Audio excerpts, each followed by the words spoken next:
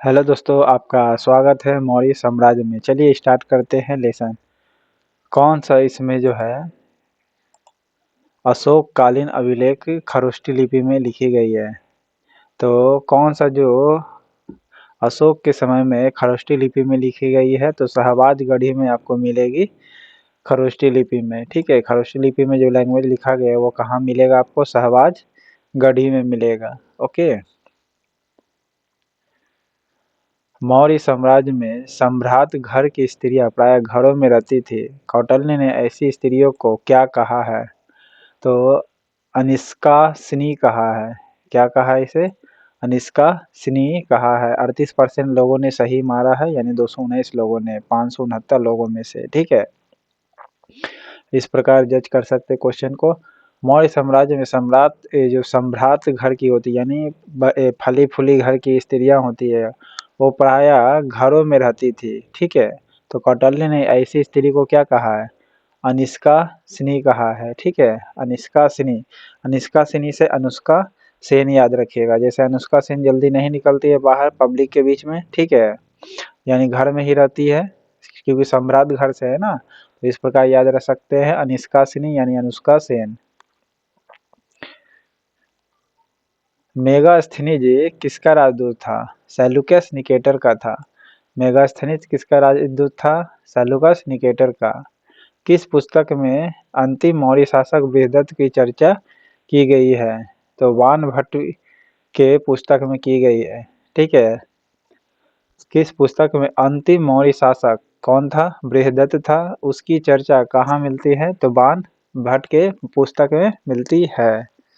ठीक है, और अनिष्कासिनी अर्थशास्त्र के बुक में लिखा गया है, जो सम्राट घर की महिला होती है। चाणक्य ने लिखा है। मेगास्थनीज ने कृष्ण को क्या नाम से उल्लेखित किया गया है? तो हेराक्लीज के नाम से इस नाम दिया गया है। ठीक है, क्या नाम दिया गया है? मेगास्थनीज ने कृष्ण को क्या नाम से उल्लेखित किया है? हेराक्लीज के नाम से। हेराक्लीज किसने नाम दिया है? मेगास्थनीज ने। ठीक है, किसको नाम दिया था? तो कृष्ण को।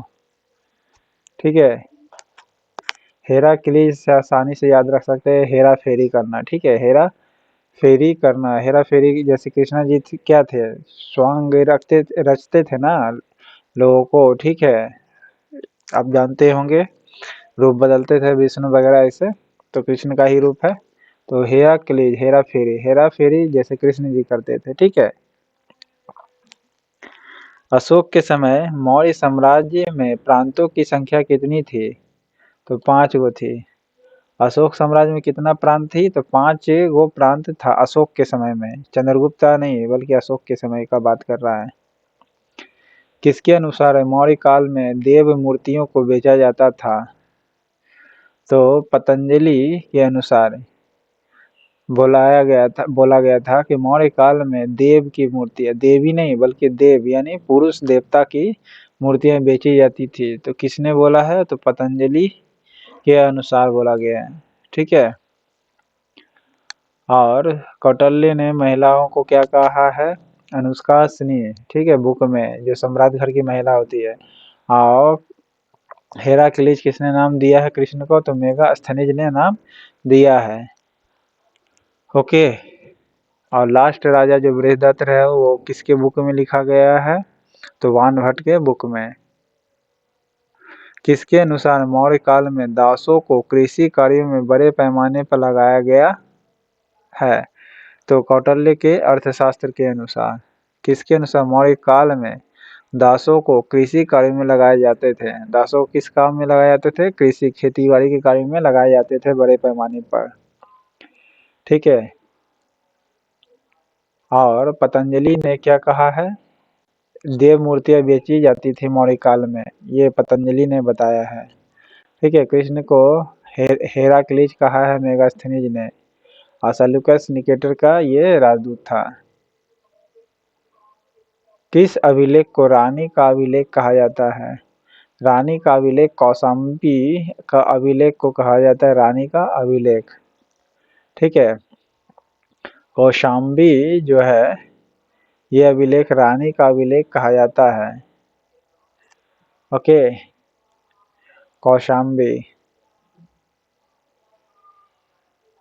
किस पुस्तक में दो तरह के न्यायालय धर्म अस्थीय तथा कंटक शोधन कार्य की चर्चा की गई है? तो अर्थशास्त्र में की गई है। ओके, किस पुस्तक में? तो अर्थशास्त्र के पुस्तक में क्या की चर्चा किया गया? दो तरह के न्यायालय की व्यवस्था की गई थी। ठीक है, अर्थशास्त्र के अनुसार पहला था धर्म अस्थीय तथा दूसरा था कंटक शोधन। धर्म अस्थीय और कंटक शोधन नाम था। ओके, सेल्यूकस ने चंद्रगुप्त से कितने हाथी लेकर बदले में एरिया यानी हेरात, अराकोसिया जो अभी कंधार के नाम से जाना जाता है, फिर जेड्रोसिया जो बलूचिस्तान के नाम से जाना जाता है, एवं पेनिस सदाए जो काबुल के नाम से जाना जाता है के क्षेत्र को कुछ भाग सौंपा? तो 500 हाथी के। फिर से सुनिएगा, सेल्यूकस निकेटर ने चंद्रगुप्त से कितने हाथी लेकर उसके बदले में हेरात दिया, अराकोसिया दिया, जेंड्रोसिया दिया और पेनिस दाय दिया, यानी 4 क्षेत्र दिया। ठीक है, एरिया, अराकोसिया, एरिया अराकोसिया हो गया, फिर जेड्रोसिया हो गया, फिर पेनिस सदाई होगा। यानी हिंदी में कहा जाए तो अभी के क्षेत्र में हेरात, कंधार, बलूचिस्तान और काबुल। हेरात, कंधार, बलूचिस्तान और काबुल ये 4 क्षेत्र दिया था। 500 हाथी सेल्यूकस निकेटर ने दिया था। किसको? तो चंद्रगुप्त को।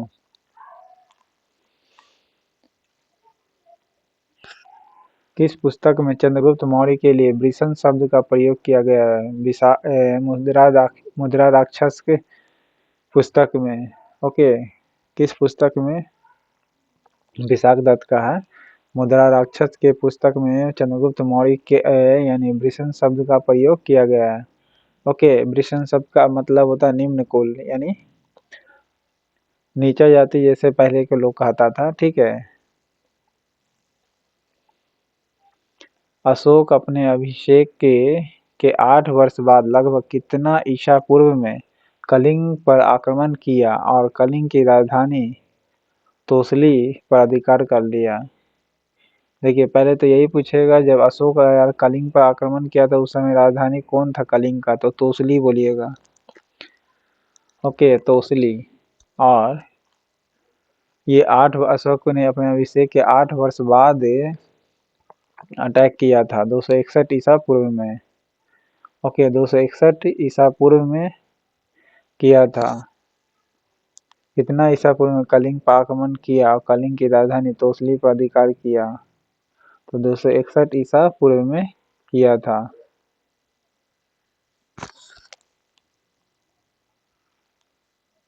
केवल वह स्तंभ जिसमें अशोक ने स्वयं को मगध का सम्राट बताया है, यानी कि मैं राजा हूँ, ये सम्राट अपने आप को बताया किस स्तंभ में? तो भाब्रू स्तंभ में बताया है। ओके, भाब्रू स्तंभ में बताया अशोक ने स्वयं को मगध सम्राट।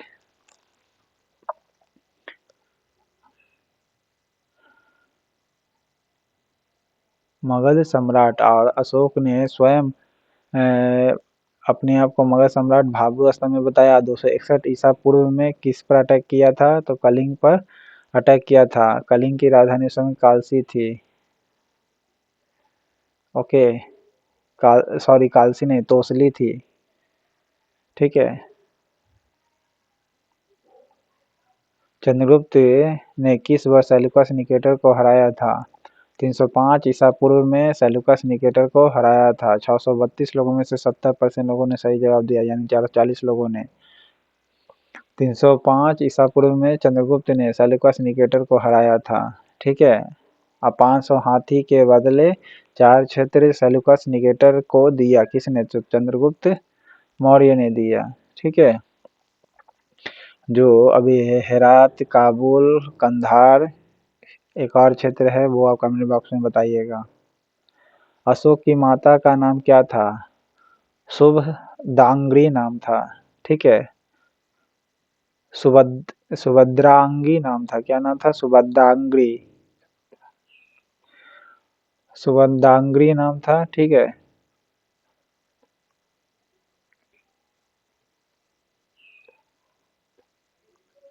शुभदांगरी अशोक की माता का नाम क्या था? शुभदांगरी, शुभदांगरी नाम था। ठीक है।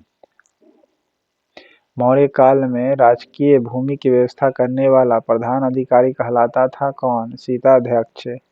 ठीक है। राजकीय भूमि की व्यवस्था करने वाला अधिकारी को क्या किया जाता था? कहा जाता था प्रधान अधिकारी को, तो सीता अध्यक्ष कहा जाता था। जो भूमि प्राप्त होता था सीता से, याद रखिएगा, सीता जमीन के अंदर गिर गई थी। ठीक है। तो इसका मतलब होता है भूमि से टैक्स लेना, प्रधान अधिकारी कहलाता है। अशुभदांगरी कौन थी? अशोक की माँ थी। ठीक है।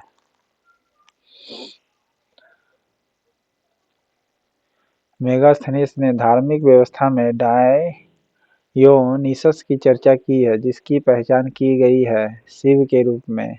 ठीक है। शिव के रूप में। देखिए ये सब यूनानी था ना, इसलिए डाई डायोनिसस की चर्चा की है। डायोनिसस का मतलब होता है शिव। ठीक है। मेगास्थनीय धार्मिक व्यवस्था में कहा है डायोनिसस। डायोनिसस कहा है, तो किसे कहा है डायोनिसस? शिव को कहा गया। ठीक है। डायोनिसस किसे कहा गया है? शिव को कहा गया है। ओके। डायोनिसस से आसानी से याद रखिएगा, डायन मतलब भयंकर तरह की कैसे दिखना, तो चारों में से भयंकर कौन दिखता है? बड़े बड़े बाल, भभूति लगाए होते कौन होते हैं? तो शिव जी होते हैं। ठीक है। ये मात्र ट्रिक बता रहा हूँ याद करने के लिए दोस्तों। ठीक है। मात्र याद रखने के लिए डायोनिसस। ठीक है। बौद्ध विद्वान तारानाथ ने बिंदुसार को कितने राज्यों का विजेता बताया? 16 राज्य को जीत लिया था। ठीक है। 16 राज्य को जीत लिया था। और मौर्य सम्राट का कितना प्रांत बटल था? 5 प्रांत में बटा हुआ था। बौद्ध विद्वान तारानाथ ने बताया है बिंदुसार को कितने राज्य का विजेता बताया? तारानाथ ने बताया बिंदुसार को 16 राज्यों का विजेता है। ठीक है। तारानाथ ने, तारा देखते आकाश में ना, वो। ठीक है। तारानाथ ने 16 राज्यों का विजेता बताया, जो बौद्ध विद्वान भी था। इस पुस्तक में गुप्तचर को गूढ़ पुरुष तथा उसके प्रमुख अधिकारी को सर्प महामात्य कहा गया है, तो अर्थशास्त्र में कहा गया है। ठीक है। गुप्तचर को क्या कहा जाता था? गुड पुरुष। और इसके प्रमुख अधिकारी जो होते थे सीनियर, वो सर्प महामात्य कहलाते थे। ठीक है। सर्प महामात्य कहलाते थे। तो ये अर्थशास्त्र के बुक में कहा गया है। ओके। सैंड्रोकोट्टस की चंद्रगुप्त के रूप में पहचान किसने की है? विलियम्स जोन्स ने पहचान की थी। ओके। सैंड्रोकोट्टस किसे कहा गया? यानी इस चंद्रगुप्त को कहा गया, चंद्रगुप्त मौर्य को। और इसकी पहचान किसने की? तो विलियम जोन्स ने की। ओके। विलियम जोन्स ने की। पुष्यगुप्त किसका राज्यपाल था? पुष्यगुप्त चंद्रगुप्त मौर्य का राज्यपाल था। ओके। चंद्रगुप्त मौर्य का राज्यपाल था। मेगास्थनीज के अनुसार नगर का प्रशासन 30 सदस्यों का एक मंडल करता था, तो कितने समितियों में विभाजित था? 6 समितियों में विभाजित था। फिर सुनिएगा, मेगास्थनीज के अनुसार नगर का प्रशासन जो था 30 सदस्यों का एक मंडल करता था। ठीक है। नगर का प्रशासन 30 सदस्यों का एक मंडल था। ठीक है। 30 सदस्यों का एक मंडल था। और कितने इसमें समितियां विभाजित थी? तो 6 समितियां विभाजित थी। ठीक है। यानी हर एक में 5 व्यक्ति होगा। ओके। तो 30 सदस्यों का एक मंडल था जो नगर का प्रशासन देखता था। ओके। कितने समितियां में विभाजित थी? तो 6 समितियों में। मौर्य सम्राट बिंदुसार निम्नलिखित में से किस धर्म का अनुयायी था? आजीवक संप्रदाय का अनुयायी था। ठीक है। बिंदुसार मौर्य सम्राट का, देखिए, जैन धर्म का चंद्रगुप्त मौर्य हो गया। ठीक है। बिंदुसार उसका बेटा हुआ, जो आजीवक धर्म का संप्रदाय हुआ। फिर बौद्ध धर्म का संप्रदाय अनुयायी हुआ कौन? अशोका। ठीक है। कौन सा अशोक कालीन अभिलेख खरोष्ठी लिपि में लिखी गई है? तो सहबाजगढ़ी की लिखी गई है। किसने चंद्रगुप्त की सेना को डाकू का गिरोह कहता है? जस्टिन कहा है। चंद्रगुप्त की सेना को किसने कहा है डाकू का गिरोह? जस्टिन ने कहा है। ठीक है। जस्टिन बीबर है ना, हीरो गायक, इससे याद रिलेटेड करके याद रख सकते हैं। डाकुओं का गिरोह। ठीक है। जैसे वो लफुओं का गिरोह है ना, तो ये डाकुओं का गिरोह चंद्रगुप्त की सेना को कहा था जस्टिन ने, जस्टिन बीबर यानी जस्टिन ने। मात्र ट्रिक बता रहा हूँ याद करने का। कौन सा अधिकारी मौर्य प्रशासन का भाग नहीं था? तो अग्रहारिक नहीं था, बाकी प्रादेशिक था, युक्तक था, राजुक था। प्रादेशिक, युक्तक, राजुक था। ठीक है। कौटिल्य ने मोक्ष शब्द किसके लिए प्रयुक्त किया है? कौटिल्य ने मोक्ष शब्द तलाक के लिए प्रयुक्त किया है। ठीक है। तलाक के लिए देखिए 12% लोगों ने ही सही जवाब दिया है। ठीक है। यानी लेवल का समझ सकते हैं। मोक्ष का मतलब तलाक, कौटिल्य ने कहा है। चंद्रगुप्त मौर्य मगध की राजगद्दी पर किस वर्ष बैठा? 322 ईसा पूर्व में बैठा था। चंद्रगुप्त मौर्य मगध की राजगद्दी पर किस वर्ष बैठा? 322 ईसा पूर्व में बैठा था। ठीक है। 322 ईसा पूर्व में बैठा था। प्रजा के सुख में राजा का सुख निहित है और प्रजा के हित में उसका हित है, यह कथन किसका है? तो चाणक्य का है। ओके। यानी प्रजा खुश तब राजा भी सुख होगा। ठीक है। प्रजा के हित में ही उसका हित है, चाणक्य ने कहा। ठीक है। और डाकुओं का गिरोह कहा था चंद्रगुप्त के सेना को? जस्टिन ने। ठीक है।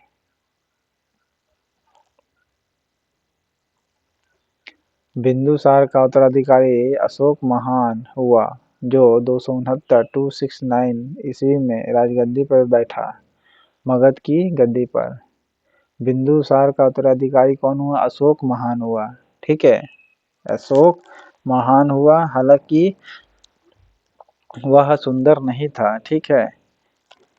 सुंदर मतलब नहीं दिखता था।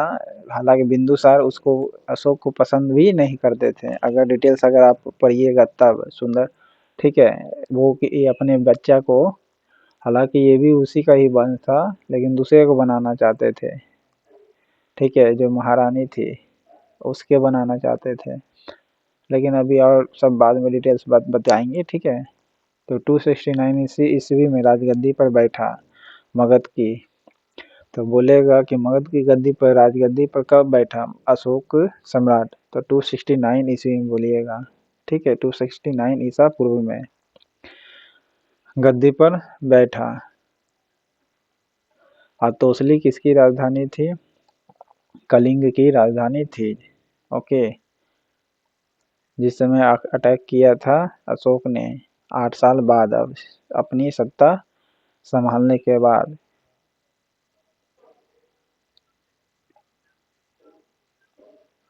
मौर्य साम्राज्य में सम्राट घर की स्त्रियां प्राय घरों में रहती थी। कौटिल्य ने ऐसी स्त्री को क्या कहा? अनिष्का सिनी कहा है, यानी अनुष्का सेन से याद रख सकते हैं। ठीक है।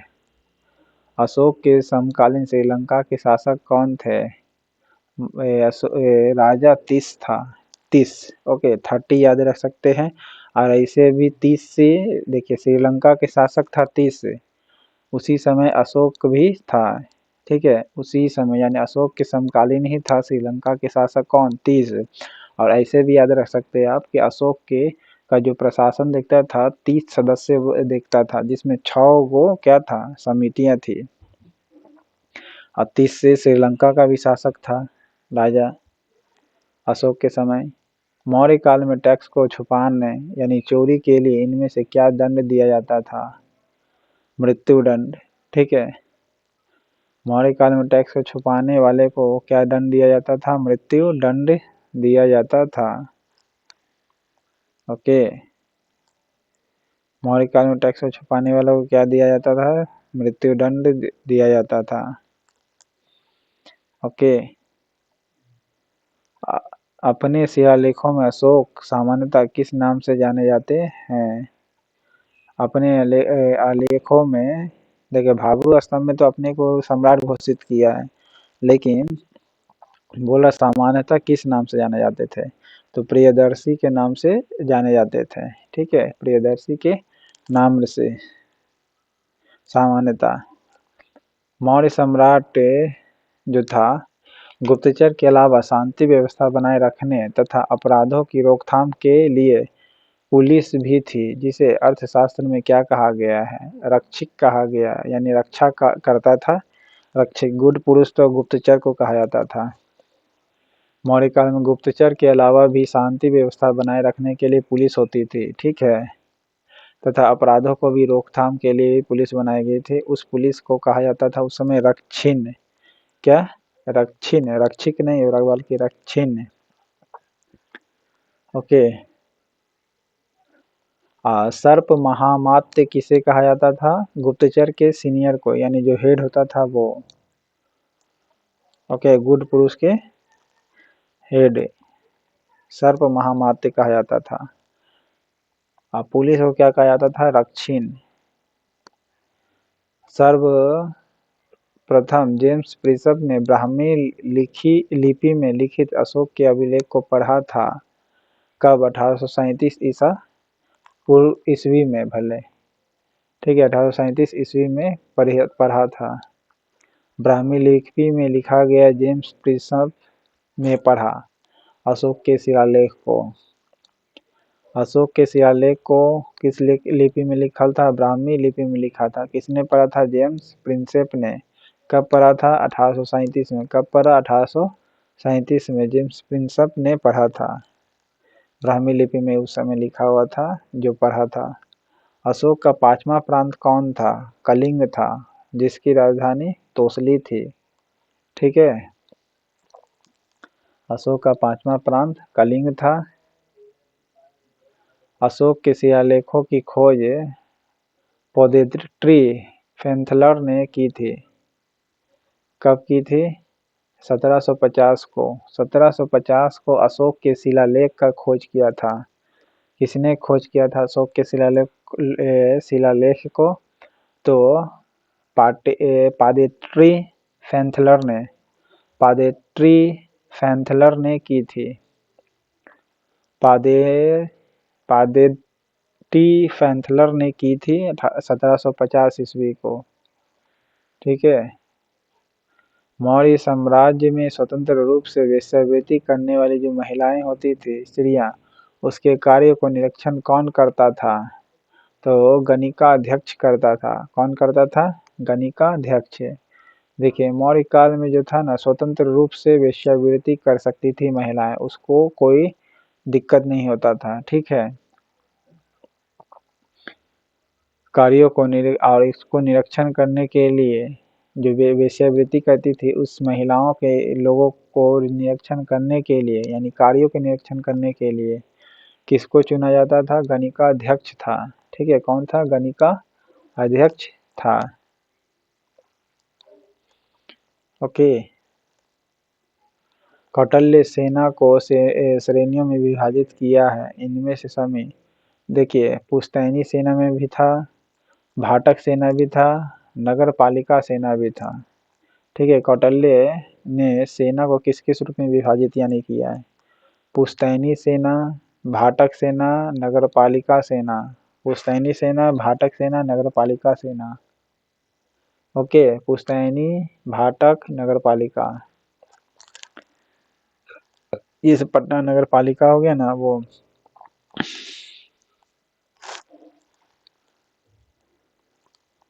अशोक के निम्नलिखित अभिलेखों में से किस में दक्षिण भारतीय राज्यों का उल्लेख हुआ है? तो द्वितीय मुख्य शिलालेख में दक्षिण भारतीय राज्यों का उल्लेख हुआ है।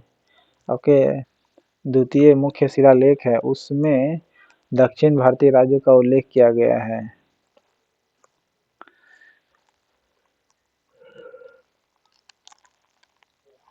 मौर्य काल में फौजदारी न्यायालय का न्यायाधीश कौन होता था? प्रतिष्ठा होता था। मौर्य काल में फौजदारी न्यायालय का न्यायाधीश कौन होता था? तो प्रतिष्ठा होता था। प्रतिष्ठा फौजदारी न्यायालय का न्यायाधीश। ओके। मौर्य साम्राज्य में स्वतंत्र रूप से वेश्यावृत्ति करने वाली स्त्रियां कहलाती थी कौन? रूपा, जीवा। ओके। मौर्य काल में जो स्वतंत्र रूप से वेश्यावृत्ति करती थी उस महिलाओं को क्या कहा जाता था? रूपा, जीवा कहा जाता था। रूपा, जीवा। ओके, क्या कहा जाता था? रूपा, जीवा कहा जाता था। ओके। और अनिष्कासिनी किसे कहा जाता था? सम्राट घर की जो महिलाएं होती थी जो घर से नहीं निकलती थी उसे अनिष्कासिनी कहा जाता था। ठीक है।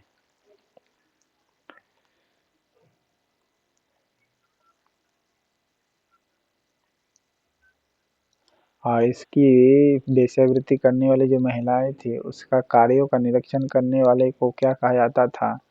तो गणिका अध्यक्ष होता था। अशोक के समय जनपदीय न्यायालय के न्यायाधीश को क्या कहा जाता था? राजुक कहा जाता था। जनपदीय न्यायालय के न्यायाधीश को। ओके, जनपदीय न्यायालय के न्यायाधीश को क्या कहा जाता था? राजुक कहा जाता था। ठीक है, राजुक कहा जाता था। ओके।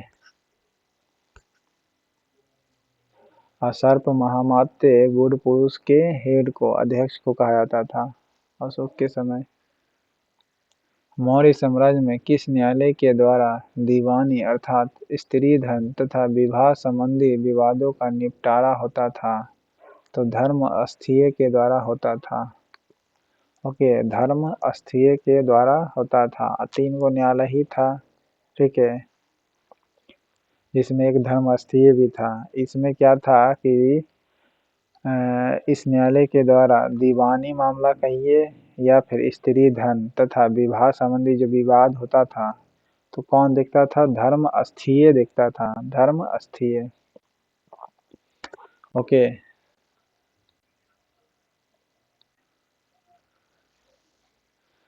प्रयाग स्तंभ लेख यह पहले कौशाम्बी में स्थित था। इस स्तंभ लेख को किसने इलाहाबाद के किले में स्थापित कराया? तो अकबर ने करवाया। ओके। कौशाम्बी से कहाँ ले आया? इलाहाबाद में। ओके।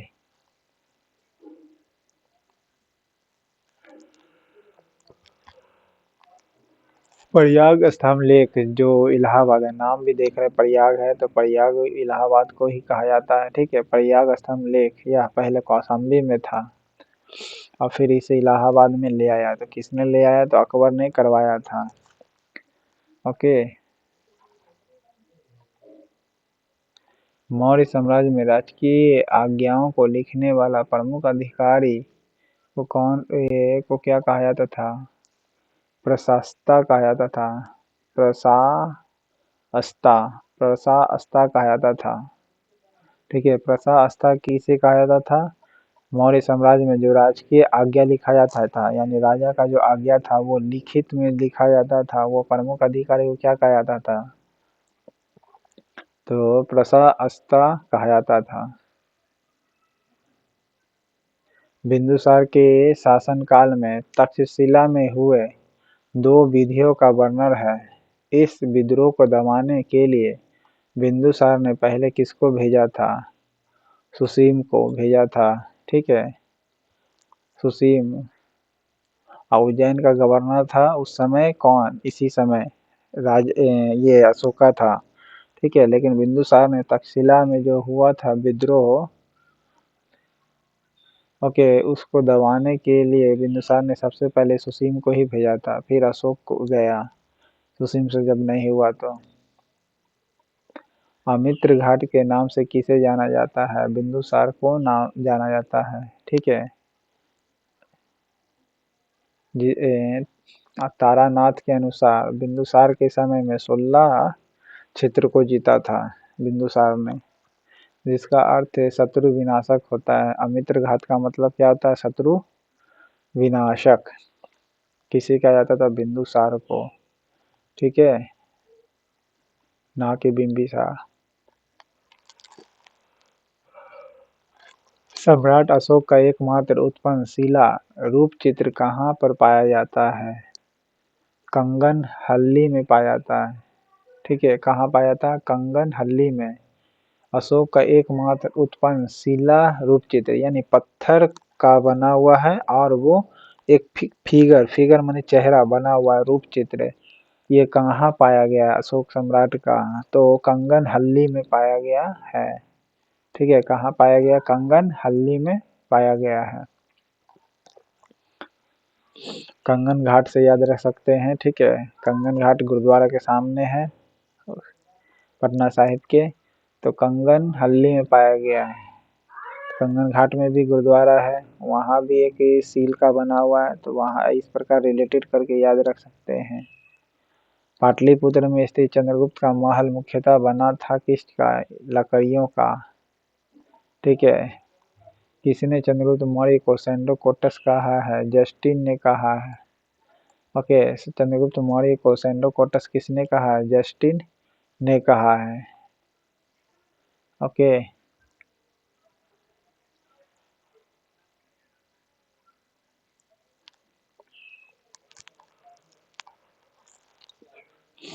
मौर्यकाल की अर्थव्यवस्था के 3 स्तंभ थे जिन्हें सम्मिलित रूप से क्या कहा जाता था?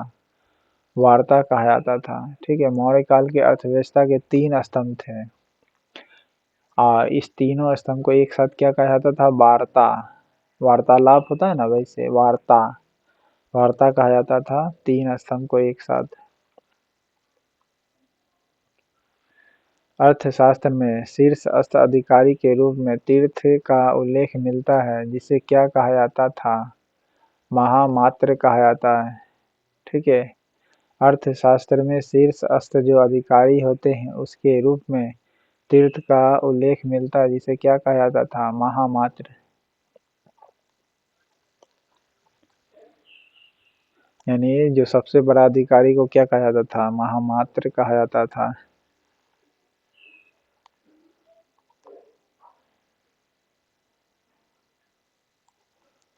प्रशास्ता किसे कहा जाता था? कौटिल्य के अनुसार मौर्यकालीन न्याय व्यवस्था निम्नलिखित न्यायालय में अस्तित्व में था। देखिए, धर्म अस्थीय में भी था, ठीक है, और राजुक में भी था, यही कंटक शोधन में।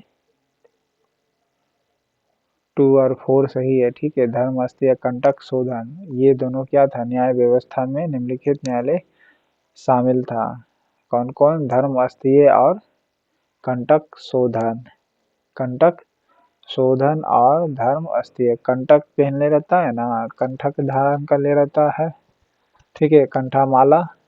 तो धर्मी अस्थीय, कंटक शोधन, ये 2 न्यायालय था। जैन ग्रंथ में किसे सिंहसेन कहा गया? बिंदुसार को कहा गया, ठीक है। बिंदुसार को क्या कहा गया जैन ग्रंथ में? सिंहसेन। और ये आजीवक संप्रदाय के संस्थापक मतलब संस्थापक करे अनुयायी था, ठीक है। माखली गोसाल था आजीवक संप्रदाय के संस्थापक। जैन ग्रंथ में किसे सिंहसेन कहा गया? बिंदुसार को कहा गया। अमित्र घाते किसे कहा गया है? बिंदुसार को ही कहा गया है। इसका अर्थ होता है बिंदु शत्रु विनाशक, ठीक है। अशोक ने किस अभिलेख में बौद्ध ग्रंथ का उल्लेख किया है? अशोक के किस अभिलेख में है? तो भाब्रू स्तंभ में लिखल है। अब भाब्रू में ही अपने आप को मगध सम्राट भी बताया। अशोक ने किस अभिलेख में बौद्ध ग्रंथ का उल्लेख किया है? बौद्ध ग्रंथ का उल्लेख किया है भाब्रू स्तंभ में, ठीक है। भाब्रू स्तंभ में बौद्ध ग्रंथों का उल्लेख किया है, ठीक है। लौरिया नंदनगढ़ जो अभी चंपारण में है, ठीक है, लौरिया नंदनगढ़ चंपारण बिहार में स्तंभ किसका चित्र बना हुआ है? मोर का, ठीक है। लौरिया नंदनगढ़ में किसका बना हुआ है? मौर्या में, मौर्या का है, मोर का, लौरिया नंदनगढ़ में जो चंपारण में है।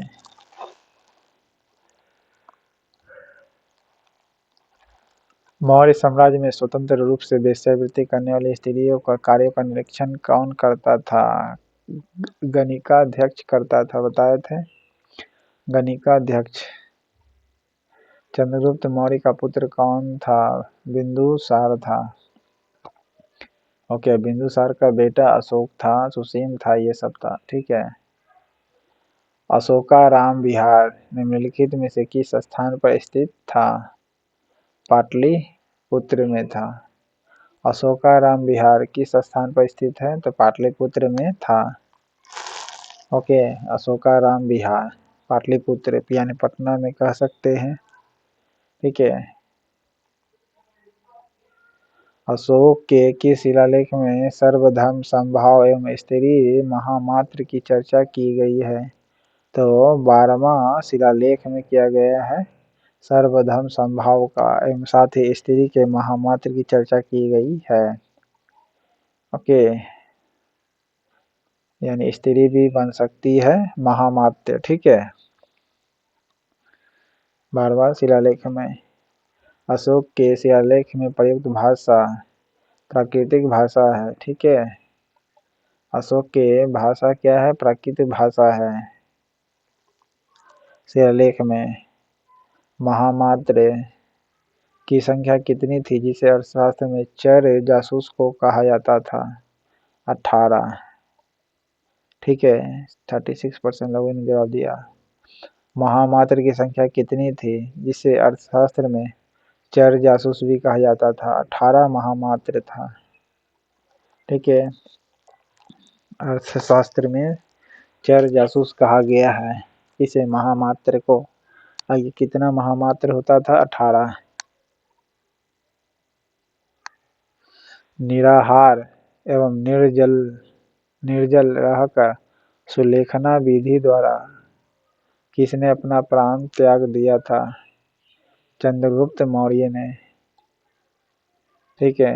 निराहार एवं निर्जल रहकर यानी बिना खाना पानी पिए रहकर अपना सुंदर सुलेखना विधि द्वारा किसने अपना प्राण त्याग दिया था? तो चंद्रगुप्त मौर्य ने किया था, ठीक है। बिना खाना पानी पिए, जिसे इस विधि को कहा जाता है सुलेखना विधि, अपना प्राण त्याग दिया चंद्रगुप्त मौर्य ने। मेगास्थनीज ने धार्मिक व्यवस्था में डायोनिसस की चर्चा की है, इसकी पहचान की गई है शिव के रूप में। डायन वाला कंडीशन बताए थे ना, रौद्र रूप होता है, ट्रिक, मात्र ट्रिक्स ये समझिएगा इसे, ठीक है। मेगास्थनीज धार्मिक व्यवस्था में डायोनिसस कहा है शिव को। मौर्य काल में एग्रोनोमाई अधिकारी किस क्षेत्र से संबंधित था? मार्ग निर्माण का, यानी सड़क निर्माण अधिकारी को कहते थे एग्रोनोमाई, ठीक है। एग्रीकल्चर का जमीन लेकर के नुमाई करता था, यानी मार्ग करता था, बनाता था। एग्रीकल्चर का जमीन लेकर के मार्ग बनाता था, मई से मार्ग, याद रखिएगा। किस पुराण में बिंदुसार को भद्रसार या वारिसार कहा गया है? वायु पुराण में कहा गया। किस पुराण में बिंदुसार को भद्रसार कहा गया? वायु पुराण में, ओके। भद्रसार कहा गया वायु पुराण में बिंदुसार को। मौर्य साम्राज्य में स्वतंत्र रूप से वेश्यावृत्ति करने वाली स्त्रियां कहलाती थी कौन? रूपा, रूपा जीवा कहलाती थी, ठीक है। किस सुल्तान ने अशोक के 2 स्तंभों को दिल्ली मंगाया? इसमें से एक मेरठ और दूसरा टोपर से लाया गया। एक मेरठ से लाया गया, दूसरा टोपर से लाया गया था। तो किसने मंगाया था? फिरोज शाह तुगलक ने मंगाया था, ओके। कि सुल्तान ने अशोक के 2 स्तंभों को दिल्ली मंगाया। ठीक है, दिल्ली में मंगाया, यानी किसने मंगाया? तो फिरोज शाह तुगलक ने। फिर एगो मेरठ भेजा और दूसरा कहाँ लाया गया? दूसरा टोपर भेजाया गया। ठीक है, टोपर में फिरोज शाह तुगलक ने किया। ओके, ब्राह्मणी या खरोष्टी लिपि का अर्थ कौन समझ पाया था? जेम्स प्रिंसेप ने। ठीक है, ब्राह्मी या खरोष्टी लिपि का अर्थ कौन समझ पाया था? जेम्स प्रिंसेप ने समझा था। ओके, कंगन हल्ली किस नदी के बाएं तट पर स्थित है? तो भीमा नदी के बाएं तट पर स्थित है। भीमा नदी के बायां, भीमा नदी जिधर है ना उसके बायां में है कंगन हल्ली। और कंगन हल्ली में ही क्या पाया गया कि सील का यानी पत्थर का रूप चित्र पाया गया अशोका का। और ये कहाँ है? भीमा नदी के बाएं तट पर है, पाया गया था। ये कंगन हल्ली है। अशोक किस धर्म का अनुयायी था? बौद्ध धर्म का अनुयायी था। ठीक है, मेगास्थनीज ने कृष्ण को क्या नाम उल्लेखित किया? हेराक्लीज। ओके, मेगास्थनीज ने कृष्ण को क्या नाम दिया? हेराक्लीज नाम था दिया। नंद वंश के विनाश करने में चंद्रगुप्त मौर्य कश्मीर के किस राजा से सहायता प्राप्त की थी? तो प्रवर्तक जो राजा था, देखिए कश्मीर पर्वत वाला क्षेत्र है तो वहाँ के राजा को प्रवर्तक कहा गया। ठीक है, प्रवर्तक राजा यानी पर्वत वाला क्षेत्र है। मात्र याद करने का ट्रिक याद कर सकते हैं, प्रवर्तक। ठीक है, चंद्रगुप्त मौर्य ने कश्मीर के राजा से सहयोग प्राप्त किया है, उस राजा का नाम था क्या? प्रवर्तक। ओके, चंद्रगुप्त मौर्य ने हेल्प लिया, प्रवर्तक से हेल्प लिया था। मौर्य काल में राजकीय भूमि की व्यवस्था करने वाला प्रधान अधिकारी कहलाता था क्या? सीताध्यक्ष कहलाता था। मौर्य काल में राजकीय भूमि की व्यवस्था करता था, उसके प्रधान को क्या कहा जाता था? सीताध्यक्ष कहा जाता था। ओके, आजीवक संप्रदाय का अनुयायी कौन था? बिंदुसार। ओके, मौर्य काल में बिना वर्षा के अच्छी खेती होने वाली भूमि को क्या कहा जाता था? अदेव मातृतक कहा जाता था। देखिए, बिना वर्षा के अच्छी खेती होता था, बिना वर्षा के अच्छी खेती जो होता था वो भूमि को क्या कहा जाता था? अदेव मातृतक कहा जाता है, मातृ कहा जाता है, अदेव मातृक। देखिए, अदेव यानी बिना देव का, बिना देवी देवता के ही वर्षा और वहाँ खेती बाड़ी अच्छा हो, उसे क्या जाता था? अदेव मातृक कहा जाता है।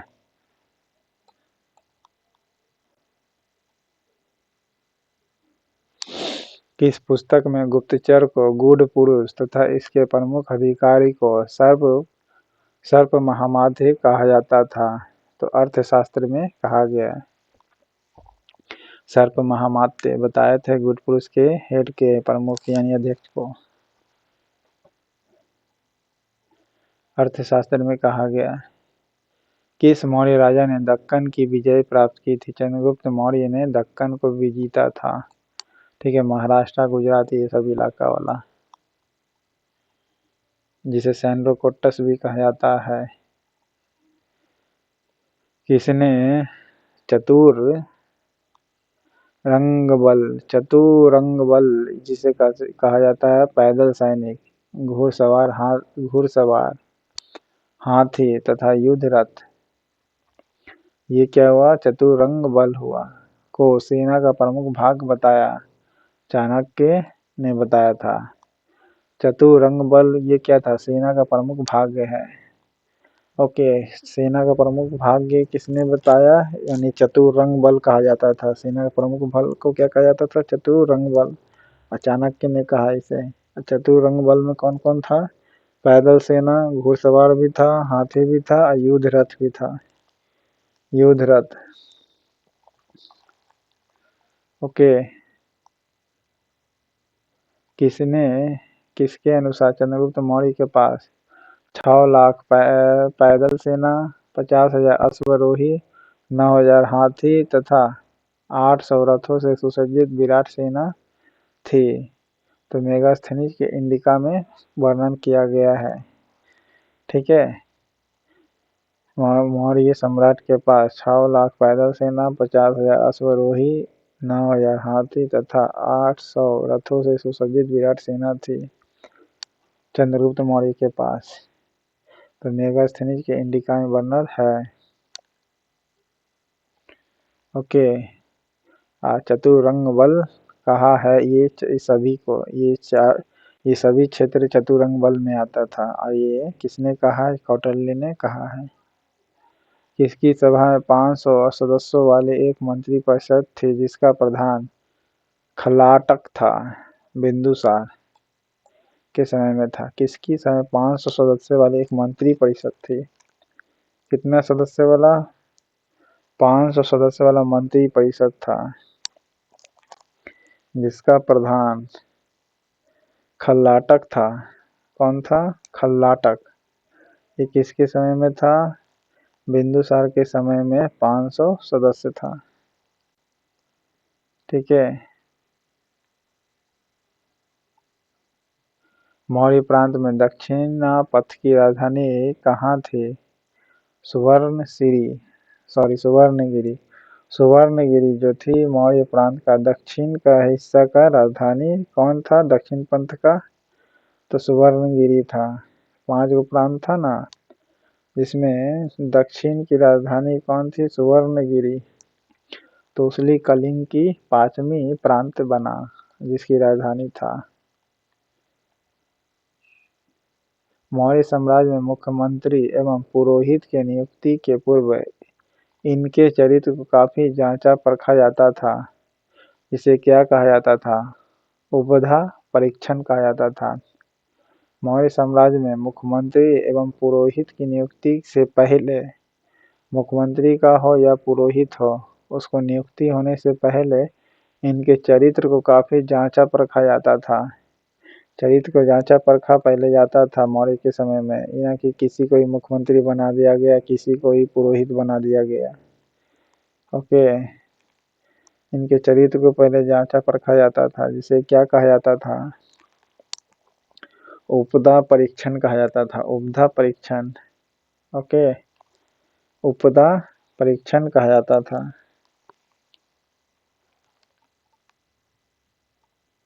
अशोक ने जनता को धार्मिक जीवन बिताने के लिए प्रेरित किया। अशोक ने जनता को धार्मिक जीवन बिताने के लिए प्रेरित किया। किस शिलालेख में? तो 14वां शिलालेख में बोला है। 12वां में तो धर्म के बारे में बताया है। ठीक है, 12वां में। और 14वां में अपने प्रजा को क्या कहा है? धार्मिक जीवन बिताने के लिए 14वां शिलालेख में। ओके, मौर्य काल में युद्ध क्षेत्र में सेना का नेतृत्व करने वाले अधिकारी क्या कहलाता था? नायक कहलाता था। मौर्य काल में युद्ध क्षेत्र में सेना का जो नेतृत्व करता था वह अधिकारी को क्या कहा जाता था? नायक कहा जाता था। ओके, क्या कहा जाता था? नायक। कौटिल्य ने मोक्ष शब्द किसके लिए प्रयुक्त किया है? तलाक के लिए किया है। मोक्ष शब्द का प्रयोग तलाक के लिए किया है। बौद्ध ग्रंथ में मौर्य सम्राट अशोक का विवरण समाहित है। महावामस्सा में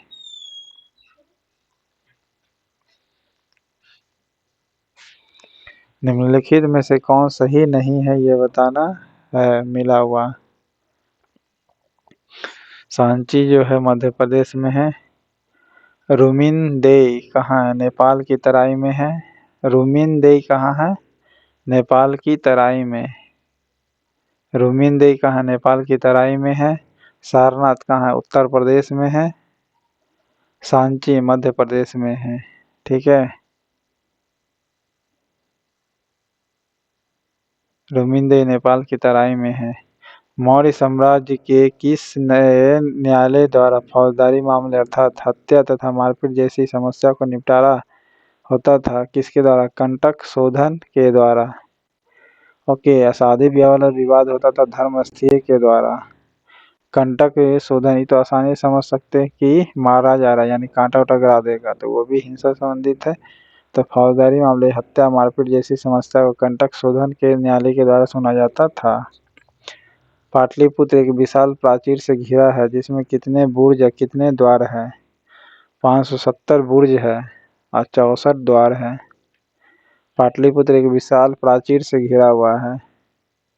इसे 570 बुर्ज है और 64 द्वार है। 570 बुर्ज 64 द्वार। ओके।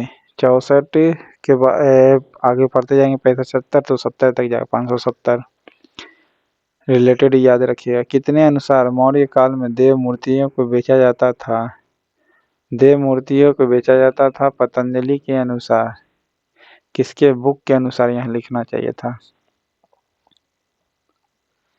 मौर्य प्रांत में उत्तरापथ की राजधानी कौन थी? तक्षशिला थी। दक्षिणापथ की राजधानी प्रांत की राजधानी सुवर्णगिरी थी। तोसली थी कलिंगा की जो 5वां प्रांत बना।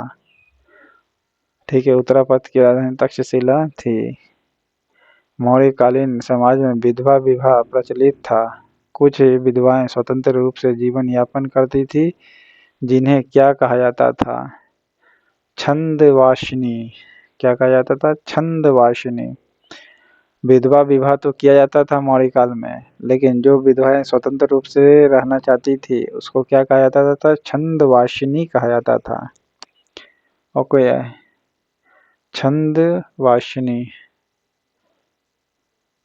और जो वेश्यावृत्ति करती थी महिलाओं का उसका नाम था क्या? रूपा जीवा। लेकिन जो वेश्यावृत्ति करती थी उसके कार्यों का निरीक्षण करती थी उसका नाम क्या था? गणिकाध्यक्ष था। मौर्य वंश का अंतिम शासक कौन था? बृहदत्त था।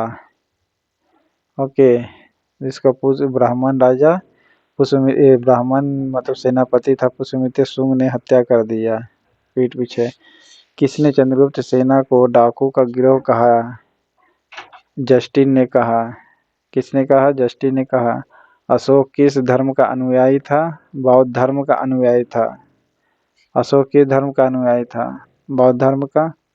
निम्नलिखित में से किस उभारदार मूर्ति शिल्प रिलीफ स्कल्पचर कहा जाता है जिसे शिलालेख में अशोक के प्रस्तर रूप चित्र के रानन्य जिसे अशोक राजा अशोक के उल्लेखित है तो कंगनहल्ली में कहा गया है?